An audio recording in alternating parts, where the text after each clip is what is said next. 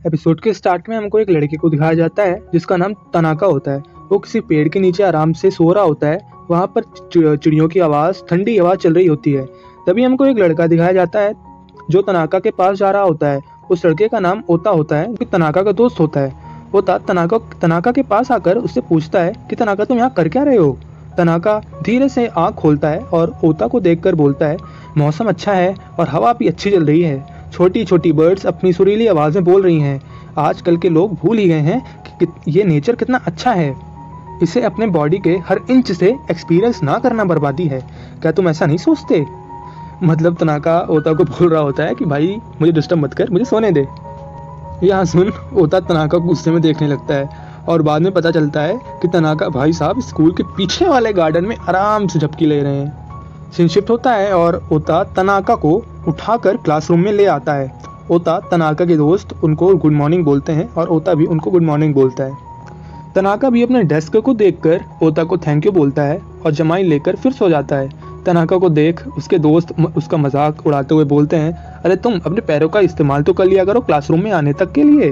पर तनाका उनकी बात सुनकर उसको घंटा फर्क नहीं पड़ता। फिर वो आराम से सो जाता है। अगले सीन में होता तनाका को यह बता रहा होता है कि अगला पीरियड स्टार्ट होने वाला है, एटलीस्ट तुम अपनी टेक्स्ट बुक तो बाहर निकाल लो। पर तनाका उसकी बात सुन नहीं रहा होता। ओता उसके हाथ को टच करता है तो तनाका कांपने लगता है। तनाका को ओता बोलता है कि क्या तुम्हारे हाथ भी सो गए? तनाका इसका जवाब देते हुए कहता है कि हाँ, ऐसा अब अक्सर होने लगा है। जब मैं अपना सिर डेस्क पर रख कर सोता हूँ तो मेरे हाथ भी सो जाते हैं और मैं उनको हिला नहीं पाता। जब मैं विंडो पर अपना सिर रखकर सोने की कोशिश करता हूँ तो हमेशा मैं विंडो और मेरी दूरी मिसजज कर देता हूँ, जिससे मुझे बहुत तेज़ी से चोट लगती है। और जब मैं अपना चेहरा अपने हाथों पर रखता हूँ मेरे हाथ अलग ही पोस्चर में आ जाते हैं, जिससे मेरा रिस्ट दर्द करने लगता है। मुझे बस रिलैक्स करना है। ओता तनाका की बात सुनकर कहता है, अरे लेजीनेस प्रोसेस तो बहुत रिस्की है।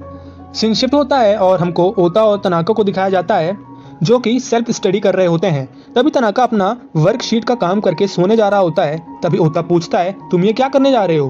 तनाका कहता है कि मेरा काम तो हो गया, अब मेरा ब्रेक का टाइम है, अब मैं आराम से सो सकता हूँ। तनाका सोने की कोशिश तो करता है पर सो नहीं पाता। ओता तनाका से पूछता है, अरे अब क्या हुआ? तनाका बोलता है, जब से मैंने अपने डेस्क को यहाँ लगाया है वो लोग मेरी ठंडी हवा को रोक रहे हैं।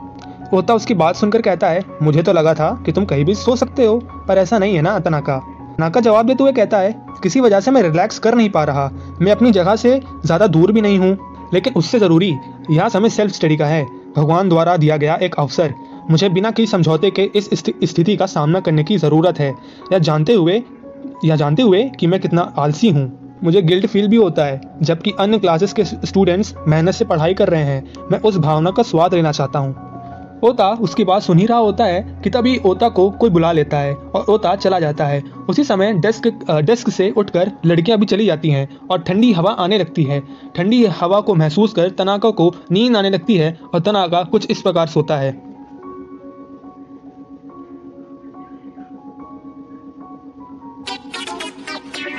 हाँ, वो सोते सोते ही गिर जाता है। सीन शिफ्ट होता है और उनकी पीई क्लास आ जाती है। ओता तनाका से कहता है कि मैं तो सरप्राइज हूँ कि तुम पीई में पार्टिसिपेट भी कर रहे हो। तनाका जवाब देते हुए कहता है, हाँ, मुझे अपनी फिजिकल स्ट्रेंथ जो बढ़ानी है, क्योंकि मैं नहीं चाहता कि मेरे हाथ फिर से सो जाएं और मैं अपने हाथों को हर्ट कर लूँ। मैं अपनी बॉडी पर बहुत मेहनत करूँगा ताकि मैं चिंता मुक्त होकर आराम कर सकूँ। सीन शिफ्ट होता है और हमको बैडमिंटन का कोर्ट दिखाया जाता है। इसका मतलब यहाँ कि अब सब बच्चे बैडमिंटन खेलेंगे, पर उससे पहले सबको वार्म अप करना होता है। तनाका के दोस्त सभी पीटी कर रहे होते हैं सिवाय तनाका को छोड़कर। भाई साहब ये इतना लेजी है कि ये साला पीटी भी नहीं कर पा रहा। उसके टीचर उससे कहते हैं कि तुम ब्रेक्स नहीं ले सकते वार्म अप एक्सरसाइज में, तनाका तुम एक्सरसाइज करो पहले। सीन शिफ्ट होता है और हमको देखने को मिलता है कि सब बच्चे बैडमिंटन खेलने जा रहे होते हैं। ओता की तरफ तनाका होता है। गेम शुरू होता है और ओता एक तेजी से शॉट मारता है। उनके अगेंस्ट जो प्लेयर रहते हैं वो ओता का शॉट जज नहीं कर पाते और वो डर जाते हैं। तनाका ओता का शॉट देखकर बड़ा खुश होता है और उसकी तारीफ करता है ओता की। और तनाका खुद बोलता है, क्या मैं एक बार ये शॉट मार सकता हूँ तनाका तुम्हारी जगह पे आके? ओता ही बोलता है, हाँ आ जाओ, तुम भी मारो। तनाका फ्रंट में आ जाता है। जब उसके पास शटल कॉक आती है तब शटल कॉक को मारने की बजाय उसके हाथ से बैडमिंटन ही छूट जाता है, जो जाके उसके दोस्तों के करीब गिरता है। उसके दोस्त डर जाते हैं और कहते हैं कि हमें तुम मारना चाहते हो, अरे अपना बैडमिंटन तो ठीक से पकड़ो। उसके दोस्त डर जाते हैं और उसको कोर्ट के बाहर ले जाकर आराम करने को बोलते हैं। ओता तनाका के शॉट को देख तारीफ करते हुए सोचता है, तुमने अपना पूरा बेस्ट दिया तनाका, वेल डन। दो लड़कियां उन बॉयज़ को देख कहती हैं कि बॉयज़ को देखो यार, वो सब तो बड़ा मस्ती कर रहे हैं। सीन तनाका के ऊपर शिफ्ट होता है और बैठे बैठे वो सोच रहा होता है कि मैं और ओता सेम टीम में हैं। अगर ओता अच्छा खेलेगा तो ऑटोमेटिकली उसके ग्रेड्स मेरे में भी काउंट होंगे, चाहे मैं ऐसे रेस्ट ही क्यों ना कर रहा हूँ। मैं ये विश करता हूँ कि ऐसा सिस्टम दुनिया अपना ले। तभी सीन शिफ्ट होता है और ओता पे आता है। ओता गलती से शटल कॉक को तेजी से मार देता है, जो जाके ऊपर कहीं फंस जाता है। ओता अपने दोस्तों से सॉरी बोलता है कि उसने इतना हाई शॉट मार दिया और शटल कॉक को वापस लेने के लिए जा रहा होता है। तभी एक दोस्त उनमें से बोलता है कि रुको, उनके पास एक्स्ट्रा शटल कॉक है, तुमको जाने की जरूरत नहीं होता। जब वो शटल कॉक को लेने जाते हैं तो वहाँ शटल कॉक नहीं रहता।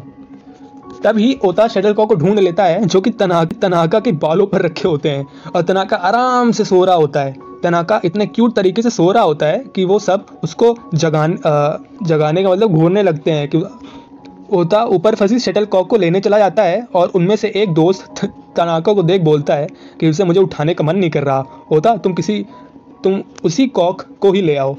सीन शिफ्ट होता है और तनाका को दिखाया जाता है, जिसका ट्रैक सूट उसके ऊपर फंस जाता है और वह ओता से उसको निकलवाने के लिए हेल्प मांगता है। अरे भाई, मैं सोच रहा हूँ जब अपना ट्रैक सूट भी नहीं निकाल पा रहा।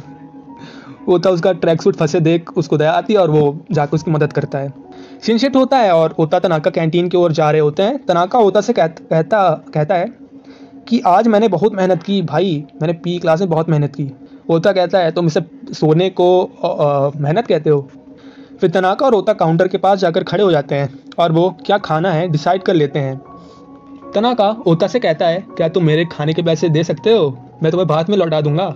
ओता हाँ बोलता है और दोनों अपना अपना खाना लेकर चल देते हैं। सीन शिफ्ट होता है और ओता और तनाका पेड़ के नीचे बैठ खाने जा रहे होते हैं। तनाका ओता से पूछता है कि क्या तुम्हें स्वीट्स पसंद है। ओता बोलता है हाँ मुझे बहुत पसंद है, ये दोनों मार्केट में नए आए हैं तो इन्हें मुझे ट्राई करना ही था। तनाका को विश्वास नहीं होता कि उसे स्ट्रॉबेरी डेलिशियस इतने पसंद हैं और ओता को भी उस पर विश्वास नहीं होता कि इतना सारा खाना लेके खा भी पाएगा कि नहीं। तभी ओता तनाका से बोलता है कि बाय द वे तनाका, मैंने कहीं पढ़ा था कि तुमको अपना चेहरा हाथ पर रखकर सोना नहीं चाहिए क्योंकि उससे जॉइंट डिसऑर्डर होता है। तुम फिजिकल स्ट्रेंथ बढ़ा रहे हो वो तो ठीक है, पर तुमको अपनी बैड हैबिट्स पे काम करना होगा। जैसे ही ओता तनाके की ओर देखता है, तनाका के नाक से खून बह रहा होता है। ओता घबराते हुए बोलता है, क्या तुमने ज्यादा मेहनत कर ली क्या पी क्लास में? Oh hello Tanaka. पर तनाका जवाब देते हुए बोलता है कि मैंने फ्रेंच ब्रेड को खाया है इसलिए ये सॉस निकल रहा है, और हाँ अब मुझे पता चला कि मुझे ज़्यादा भूख भी नहीं है क्योंकि भाई मैंने बहुत ज़्यादा इमेजिनेशन कर लिया था कि मुझे ज़्यादा भूख है। तनाका की ये सुन के बाद ओता सरप्राइज हो जाता है और कहता है कोई बात नहीं, तुम्हारा खाना मैं खा दूंगा। सीन शिफ्ट होता है और ओता और तनाका आपस में बात कर रहे होते हैं। तनाका बोलता है कोई फ़र्क नहीं पड़ता कि तुम कितना हार्डवर्क करके अपनी फिजिकल स्ट्रेंथ बढ़ा रहे हो, क्योंकि ह्यूमन बॉडी एक फ्रेंच ब्रेड की तरह हमेशा आसानी से लूज हो जाती है। ओता जवाब देते हुए कहता है लेकिन ट्रेनिंग से ही तुम आगे बढ़ सकते हो तनाका। तनाका जवाब देते हुए कहता है अगर ऐसा है तो ट्रेनिंग के साथ साथ मौजूद नबनेस और दर्द को ख़त्म करना ही सही समाधान है, और जो इम्पोर्टेंट है वह अटूट मन और परवाह न करने की क्षमता है, ना कि फिजिकल स्ट्रेंथ। तनाका सोचते हुए ओता से कहता है कि मुझे लगता है कि मुझे सूत्रों की नकल करना शुरू कर देना चाहिए। ओता तनाका को सरप्राइजिंगली देखते हुए बोलता है तुम लेजी बंदे तो हो लेकिन तुम बहुत एग्रेसिव हो सकते हो। सीन शिफ्ट होता है और ओता और तनाका घर जा रहे होते हैं। तभी तनाका ओता को रोककर पोस्टर दिखाता है और बोलता है कि मैं खुद अपने लाइफ का मेन प्रोटैगनिस्ट नहीं बनना चाहता। प्रोटैगनिस्ट मतलब मेन कैरेक्टर, जो इस एनिमे में यही है। ओता उसकी बात सुनकर बोलता है सीरियसली? तनाका बोलता है हाँ, क्योंकि प्रोटैगनिस्ट हमेशा बहुत सारे मर्डर केस में इन्वॉल्व होते हैं और उनको नई नई शक्तियों को जगाना होता है ताकि वो टफ एनिमीज से लड़ सकें, और या फिर उनको पायलट बनना होता है ताकि वो सारे ड्रीम्स अपने पूरे कर सकें स्टोरी एंड होने तक। यहाँ पर वो वन पीस की बात कर रहा है शायद। तनाका को यह सब बहुत थका देने वाला काम लगता है।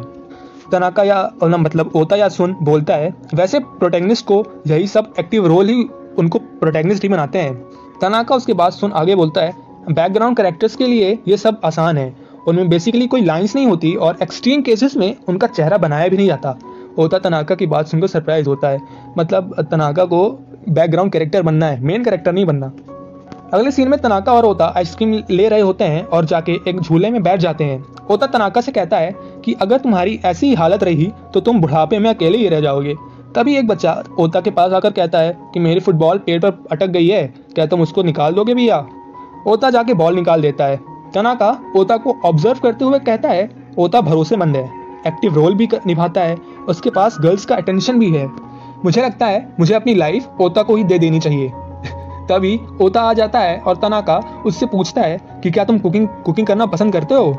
ओता हाँ बोलता है। तनाका आगे पूछता है, क्या तुम्हें बर्तन धोना पसंद है? ओता कहता है, हाँ, मैं बर्तन धोते हुए गाना भी गुनगुनाता हूँ। तनाका फिर से पूछता है, साल के अंत में साफ सफाई करते हो? ओता बोलता है, हाँ मैं करता हूँ, लेकिन जब मैं शुरू हो जाता हूँ तो मैं खुद को रोक नहीं पाता, स्पेशली जब मैं वॉशिंग मशीन या बाथटब धुलता हूँ। इतना सुन तनाका बोलता है, अच्छा, ओह ठीक है, मुझे पता है अब कि तुम अच्छे परिवार में शादी करोगे। शादी की बात सुन ओता खड़े होकर तनाका को घर चलने को कहता है। सीन शिफ्ट होता है और अगले दिन का सीन दिखाया जाता है, जहाँ तनाका हमेशा की तरह एक हाथ के ऊपर अपना चेहरा नहीं रखे होता, बल्कि उसने आज दोनों हाथों का प्रयोग करके अपना चेहरा रखा होता है। ओता तनाका को देख सरप्राइज होता है और सोचता है कि आज इसको क्या हो गया, आज इसने दोनों हाथ क्यों रखे हैं अपने वही शक्ल के ऊपर। तभी एक लड़का तनाका को उसकी मदद करने को कहता है और कहता है कि इन पेपर्स को फैकल्टी रूम तक पहुंचाने में मेरी मदद कर दो तनाका। जैसे ही तनाका अपने चेयर से उठता है, उसके हाथ उसके चेहरे के साथ ही चिपके होते हैं। ओता तनाका को बोलता है, अरे अपने हाथ तो नीचे कर ले भाई। तनाका बोलता है, अरे हाँ, मैं तो भूल ही गया था। फिर वो अपने हाथ नीचे कर लेता है। तनाका उस लड़के के पास जाकर उसी के पेपर्स के नीचे अपना हाथ लगा लेता है। यह देख वो लड़का बोलता है, अरे मैं पेपर्स नहीं, वो जो वहाँ पे रखे हैं वो वाले पेपर्स तुमको उठाने हैं। तनाका ये बात समझ नहीं पाता। तभी ओता खड़े होकर कहता है, रुको, मैं तुम्हारी मदद करता हूँ तनाका। अगले सीन में वो सब पेपर्स रख कर पानी पीने जा रहे होते हैं। वो जो लड़का होता है जिसका नाम कटाओ होता है, वो पानी पीते पीते कुछ बोल रहा होता है, पर उसकी बात समझ नहीं आ रही होती। और दूसरी तरफ हमारा तनाका पानी पी नहीं रहा होता, पानी अपने माउथ में ही नहीं डाल पा रहा होता। पानी पीते पीते तनाका के बाल गीले हो जाते हैं। ओता उसको देख सोचता है कि तनाका ब्यूटीफुल लेजी लड़का है, आज कुछ अलग ही दिख रहा है। सीन शिफ्ट होता है और हमको दिखाया जाता है कि तनाका और ओता लंच कर रहे होते हैं, पर तनाका लंच नहीं कर रहा होता। ओता तनाका को ऑमलेट खाने के लिए बोलता है, पर तनाका नहीं खाता और कहता है कि मुझे भूख नहीं लग रही। तब पर भी ओता एक प्यारे दोस्त की तरह उसको खाना खिलाने की कोशिश करता है, पर तनाका नहीं खाता। ओता सोचता है, इससे कोई फर्क नहीं पड़ता कि तुम कितने भूखे हो, तुम भूख की कमी से सुस्ती का माहौल बनाए रखना चाहते हो, इसलिए तुम खाना खा नहीं रहे हो और तुम इस बात को लेके बहुत सीरियस हो। सीन चेंज होकर म्यूजिक रूम पर आता है, जहाँ म्यूजिक टीचर बच्चों को होम टाउन का गाना गाने के लिए कह रही होती हैं और तनाका हमारा पियानो बजाने के लिए बैठा होता है। तनाका का एक दोस्त कहता है, मुझे तो पता ही नहीं था कि तनाका पियानो भी बजा लेता है। ओता उसको जवाब देते हुए कहता है कि वो बचपन में पियानो लेसन्स लिया करता था, इसलिए वो बजा लेता है। सब बच्चे गाना गाने लगते हैं और पियानो तनाका अच्छे से बजा रहा होता है, सब कुछ अच्छा जा रहा होता है। तभी तनाका एक डार्क म्यूजिक बजाने लगता है और गाने में एक लाइन आती है जो कि बच्चों को और अपने पुराने कंट्री होम की याद दिलाने लगती है और सब कुछ डार्क हो जाता है। उनमें से एक लड़का घबराते हुए कहता है, रुको, ये डार्क है, होम टाउन इतना डार्क क्यों है? वो सब अपने होम टाउन को एक डार्क होम टाउन इमेजिन करने लगते हैं और सोचते हैं कि हमारा होम टाउन बस एक बंजर भूमि के अलावा और कुछ नहीं है। तभी ओता अपने दोस्तों से माफ़ी मांगते हुए कहता है कि आज तनाका दोहरी उदासीनता से चल रहा है, पता नहीं क्यों आज ये बड़ा अजीब व्यवहार कर रहा है। तभी टीचर तनाका के पास जाकर घबराते हुए उसको थैंक यू बोलती है, पर वो देखती है कि तनाका अपना सिर पियानो पर रखा हुआ होता है। टीचर तनाका के चेहरे पर कुछ लगा हुआ देखती हैं, तो टीचर उसके पास जाकर उसके गाल पे लगे हुए चीज़ को हटाने लगती हैं। तभी तनाका उनको देखकर उनके हाथ को अपने गाल के पास आते देखकर बहुत तेज़ी से चीखता है और टीचर घबराते हुए तनाका को सॉरी बोलती हैं। सीन चेंज होता है और ओता और उसके दोस्त तनाका के बिहेवियर के बारे में बात कर रहे होते हैं कि आज वो ऐसा चिल्लाया या चीखा क्यों। तभी उनमें से एक लड़का बोलता है कि तनाका ऐसा क्यों कर रहा है। ओता उससे पूछता है भाई क्यों कर रहा है ऐसा। तो वो उसका जवाब देते हुए कहता है कि तनाका को किसी से प्यार हो गया है, क्योंकि ये चीज़ें टीनेज की उम्र में काफ़ी नॉर्मल होती हैं। सीन शिफ्ट होता है और ओता क्लासरूम में आ जाता है जहाँ तनाका अकेला बैठा होता है। तनाका ओता को देख बोलता है आज मेरा मन नहीं कर रहा घर जाने का। ओता सोचता है कि तनाका को लव परेशान कर रहा है।